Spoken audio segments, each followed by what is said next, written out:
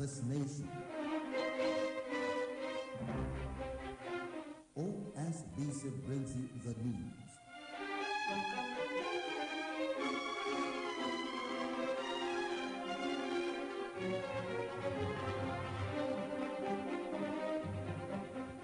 News across the country.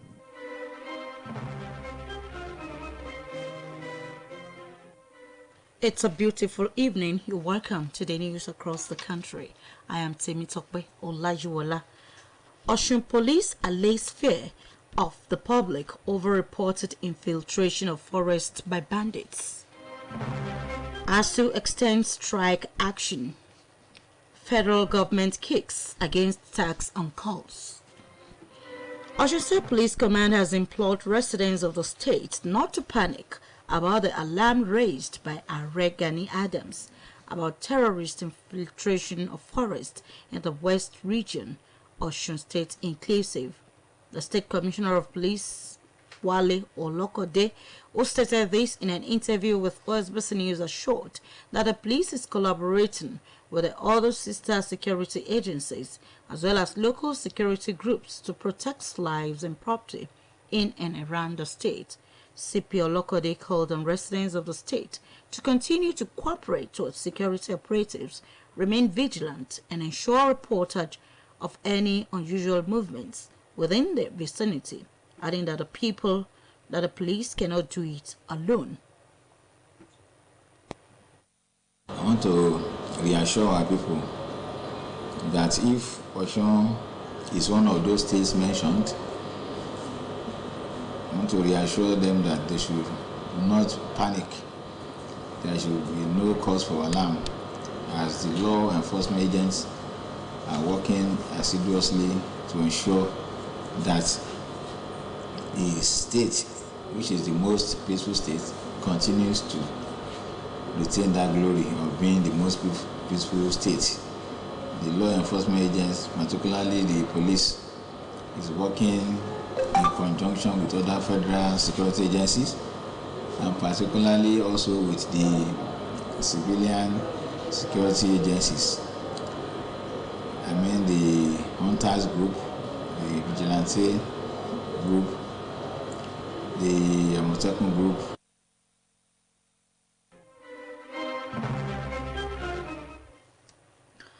Senator Haba Moro, the Chairman Senate Committee on Federal Character and Intergovernmental Affairs, has urged the federal government to take drastic measures towards tackling terrorism in the country.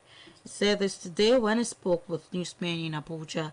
Moro also, the Vice Chairman Senate Committee on Nigerian Army, urged the federal government to implement the recommendations of the Senate Ad hoc Committee on Security Challenges towards addressing the problem. He said, however, that the challenge had continued unabated in spite of the numerous efforts. The lawmaker urged the government to take drastic measures, including curbing all forests and suspected outouts of the terrorists in the country. Report has it that the Senate Ad hoc Committee on Security Challenge had recommended a decentralization of the police towards improving efficiency to address the problem. Soldiers have allegedly assaulted a retired deputy superintendent of police and president general of Imofu Town Union in Igbo Eze North Local Government Area of Enugu State, Lawrence Mama, for alleged refusal to name members of the indigenous people of the Afra in his community. Mama, who was a former divisional crime officer in the Kanu area of the state and currently an administrative officer in the Igboeze North Central Neighborhood Watch, has been hospitalized following injuries he sustained from the soldiers' assault, which took place last Monday in the area. It was gathered that the soldiers who were deployed in the area following the alleged activities of unknown gunmen in both Igboeze North and South local government areas of the state were staying in the same estate as the retired police officer. It was claimed that the commander of the troops, an army major, had invited the retired officer who queried why he hasn't come to greet him since he arrived. The major subsequently asked him the names of members of the indigenous people of Biafra and Eastern Security Network operating in the area or risk being killed. Osun State Airport Project is an initiative that will make the state a hub of aviation industries across the globe.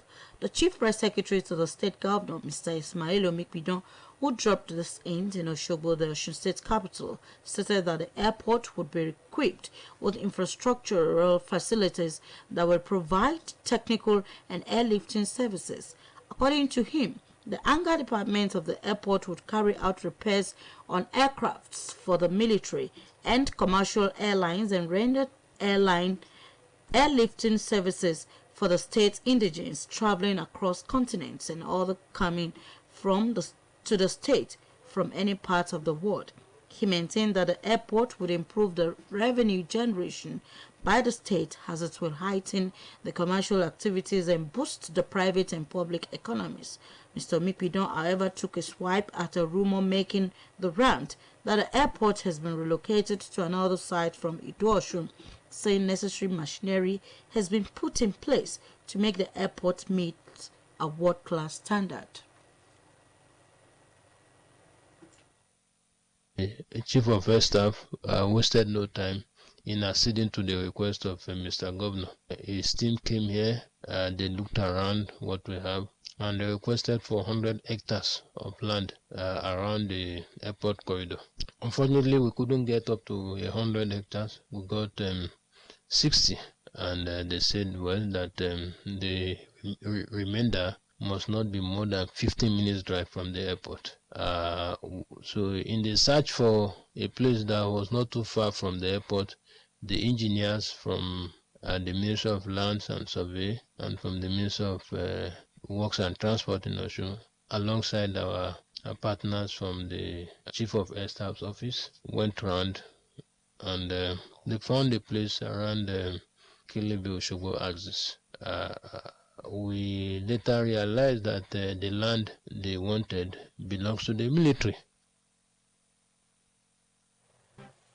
The CPS maintained that the state government has not expended a dime on the airport project, which it partnered with the Nigeria Air Force, stressing that the project would soon be in operation. In the meantime, the chairman of Osun Independent Electoral Commission, Otumba Segun Oladitan, has described as baseless and unfounded the rumors making the rounds that the local government election in Osun State has been slated for October 29, 2022. According to a statement personally signed by the OSEC chairman and released to the press in Osogbo today, the only recognized body to announce the date for the local government election is the Osun Independent Electoral Commission. Hence, any date coming from any other source aside OSEC should be disregarded by the public.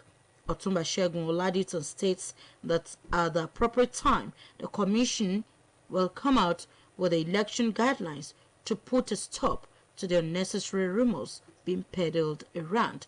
The statement therefore expresses the commitment of OSEC to conduct a credible and acceptable local government election in the state at the appropriate time. Meanwhile, the Academic Staff Union of Universities, ASU, has extended the ongoing strike by another 4 weeks. President of the union, Professor Emmanuel Oshodeke, who announced this via a statement today, said the decision was to give the government enough time to resolve all outstanding issues with the lecturers, reporting that the body convened an emergency National Executive Committee meeting of the association at the University of Abuja on Sunday. The ASU president said the extension is with immediate effect, following extensive deliberations and taking cognizance of government's past failures to abide by its timelines in addressing issues raised in the 2020 federal government and ASU Memorandum of Action. NEC resolved that the strike be rolled over for 4 weeks to give government more time to satisfactorily resolve all the outstanding issues. Meanwhile, the Joint Admission and Matriculation Board, JAM, today said there is no uniform minimum national unified tertiary matriculation examination score for any of the tiers of tertiary institutions, and neither does JAM decide any set requirement for any institution. The board made this known in Abuja today by the board head, Public Affairs and Protocol, Dr. Fabian Benjamin. Dr. Benjamin said the board did not and had never determined any uniform national UTME scores, otherwise known as cutoff mark by the general public for any tertiary institution. According to him, at the meeting, the admission guidelines, which include recommendations from individual institutions and their preferred minimum admission scores, are presented and deliberated upon and not JAM. He, however, said there was nothing like a national minimum UTME score for all universities, polytechnics, or colleges of education, as it was only individual institutions which set the minimum entry scores based on their peculiarities. The Minister of Niger Delta Affairs, Umana, has ordered the Niger Delta Development Commission, NDDC, to resume the Commission's scholarship scheme suspended for some years ago. It was gathered that Umana gave the directive during a 2-day retreat for senior staff of the NDDC and the Niger Delta Ministry in Abuja. An official of the ministry who spoke in confidence said Umana vehemently kicked against suggestions to scrap the scheme and insisted that it would be sustained, expanded, and reviewed to eliminate all forms of corruption in the system. The source said Umana wanted a scholarship scheme that would be home-driven with a special focus on Nigerian universities. Health authorities in the country are targeting an increase of 50% in the rate of exclusive breastfeeding before the 2025 World Health Assembly. Health Minister Osage Ehanire disclosed this during the ministerial launch of the 2022 World Breastfeeding Week in Abuja today. He was represented by Joseph Ekumankama, the Minister of State for Health, where he reiterated the ministry's commitment toward cost-effective means of eradicate malnutrition. The minister therefore reiterated the government's commitment to training health professionals with information to cascade to mothers on the benefits of breastfeeding. Senator Ibrahim Oloregbe,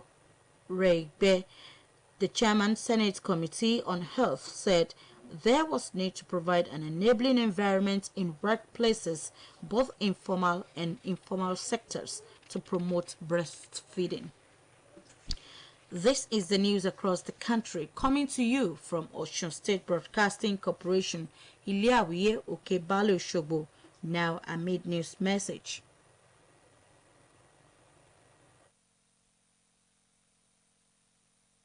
Violence, it is an enemy of progress.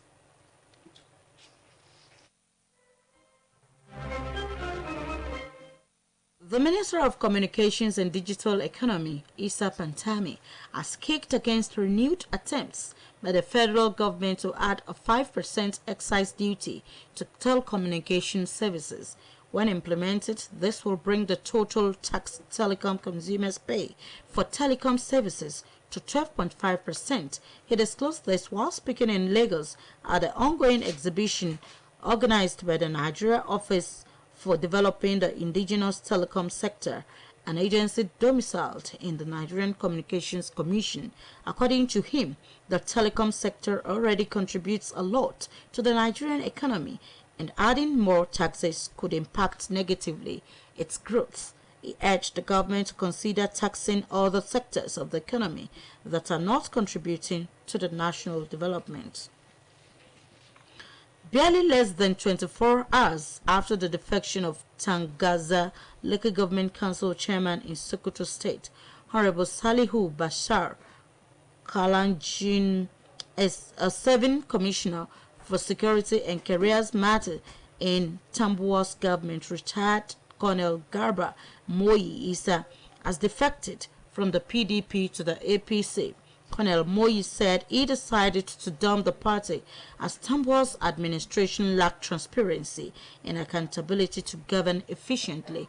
Moyi further explained that with the quality leadership of Senator Aliyu Magatakarda Wamako sacking Yemen Sokoto, it don't feel like leaving Senator Wamako alone to undertake the affairs of Sokoto APC supporters without being associated with his giant efforts. The commissioner later announced his resignation as member of ruling PDP and one of the state's executive council members in charge of the Ministry of Security and Careers matter in the state.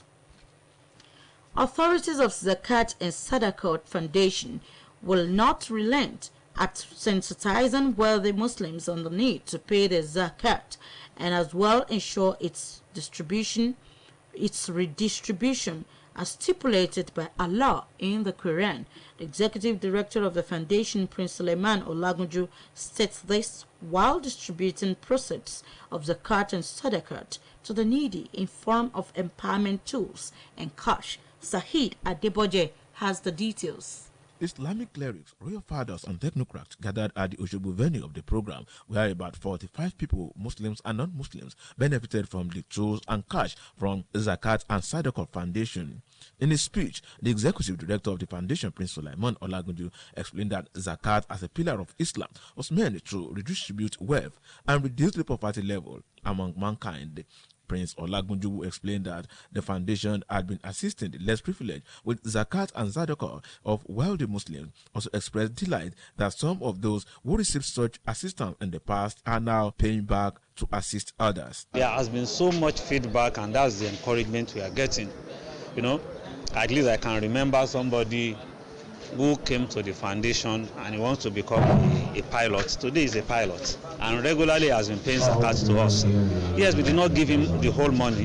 We gave him little and we borrowed him money.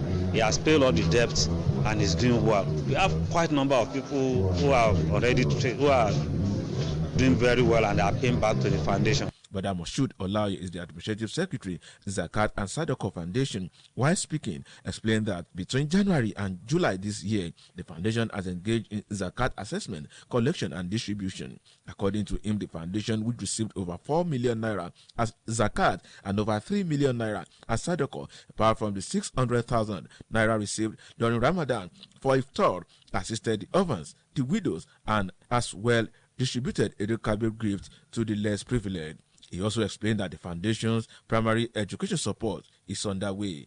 In their separate remarks, the Lord of the War of Ororuwa Oba Kamaldeen Adeyemi Alawode IV and Alhaji Bakre Surajuddin described Zakat and Sadaqah as an unending service with Allah, which rewards are unquantifiable on earth and in the life hereafter. What is happening here today is very, very unique and very, very understandable.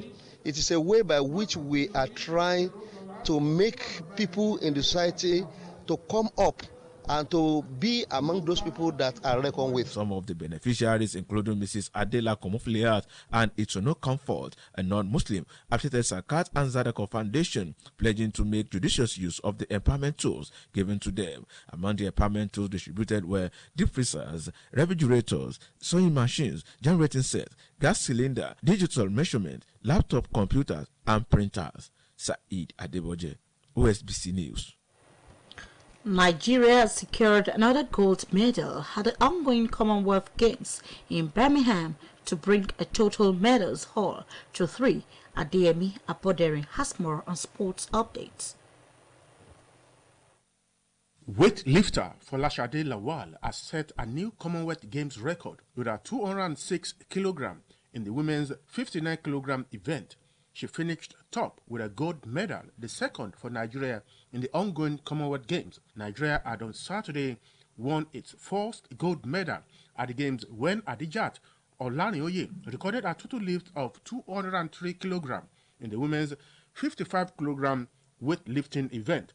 Earlier on Sunday, another weightlifter, Umofia Ediodong, had won a bronze medal in the men's 67 kg category. Nigeria now has 2 gold medals and a bronze medal in the ongoing games, while Adeyinka Benson has defeated Ghana's Abubakar Kwate in the 71 kg of the men's boxing event at the ongoing Commonwealth Games to book a place in the quarter-final. In Sunday's middleweight round of 16 clash, Benson edged Cote by 3 points to 2 to reach the last 8. Benson will now take on either of San Hickey of Scotland or Keegan Motley from St. Lucia. He joins Abdulaziz Oshoba, who on Saturday defeated Carl Head in a first-round knockout to advance into the round of 16, thereby keeping Nigeria's medal hope alive in the boxing event.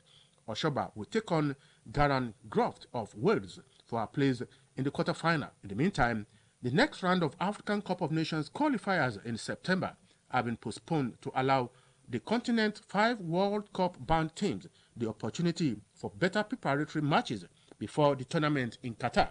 The postponement had been mooted for weeks, especially after the date for the next Cup of Nations finals in Cote d'Ivoire was put back from June next year to January 2024. Senegal, Cameroon, Ghana, Morocco, and Tunisia are representing Africa at the World Cup finals. The Cup of Nations qualifiers, which started with 2 rounds of matches in June, still have 4 rounds remaining. Egyptian Premier League club Smoha Sport Club has completed the signing of Nigeria forward Junior Ajayi on a 3-year contract. Ajayi last played for Libyan club Al Nassr Benghazi. The versatile forward linked up with Al Nassr in February after his contract at Al Ahly was terminated. Ajayi signed for Al Ahly in 2016 from Tunisian club CS Sfaxien after having won the Olympic bronze medal with Nigeria. England created history by winning their first major women's tournament in a dramatic Euro 2022 final against old rivals and 8-time champions Germany at Wembley Stadium. It comes 56 years after England's men beat West Germany in the 1966 World Cup final, the only previous major trophy won by men's or women's England senior team. Sport Update returns tomorrow. My name is Adeyemi Abode. To end the news across the country, here again are the major points. Osun State Police Command has implored residents of the state not to panic about the alarm raised by Are Gani Adams about terrorist infiltration of forests in the West Region, Osun State inclusive. The Academic Staff Union of Universities, ASU, has extended the ongoing strike by another 4 weeks. The Minister of Communications and Digital Economy, Issa Pantami, has kicked against renewed attempts by the federal government to add a 5% excise duty to telecommunication services. And that was the news across the country, edited by Temitokbe Olajuwola. For more about us, visit www.osbcng.org. Thanks for listening. Good evening.